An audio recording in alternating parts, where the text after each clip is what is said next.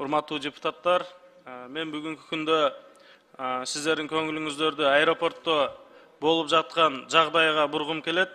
Мына биздин мекендештерибиз 20 миң, 30 миң, 50 миң сомго билет сатып алып, аэропортко барганда сенин учайын каттоодон өткөрүп туруп, учайын дегенде сенин 1000 сом штрафың бар экен, 2000 сом штрафың бар экен, банкта болсо 5000 карызың бар экен деп учурбай коюп жатат да.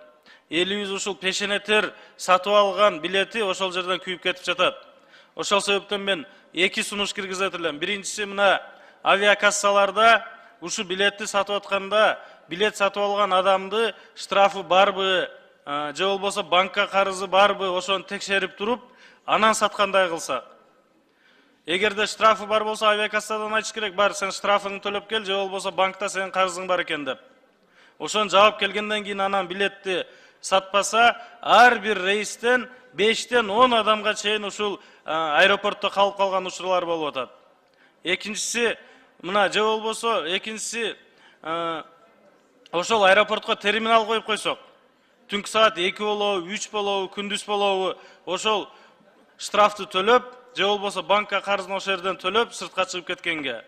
Эми 40 миң сомго билет сатып алгандан кийин анан 2000 сом штраф менен аэропортто калып калган, бул аябай мындай пешенетери менен тапкан акчаларына мындай зыян келтирип атат да, кийинки учурда билбей калып атат.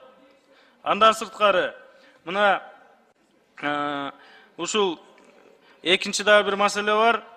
Ички рейстерде, мына Бишкектен Ошко, Жалал Абадка, Баткенге, Лейлекке учканда аба ырайына байланыштуу самолет учпай калат.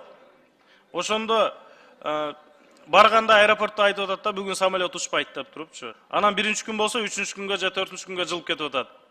Ошону ар биринин телефондору бар. Жок дегенде СМС аркылуу, кат аркылуу телефонуна жазып койсо, бүгүн аба ырайына байланыштуу самолет учпай калды деп.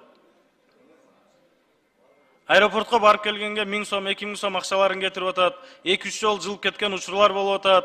Ошол себептен урматтуу Алмаз Акынжанович, ушул боюнча өзүңүз мындай жакшы бир көзөмөлгө алып иштерди алып барсаңыз, урматтуу төрага ушул иштер боюнча протоколдук тапшырма берип койсоңуздар. Чоң рахмат.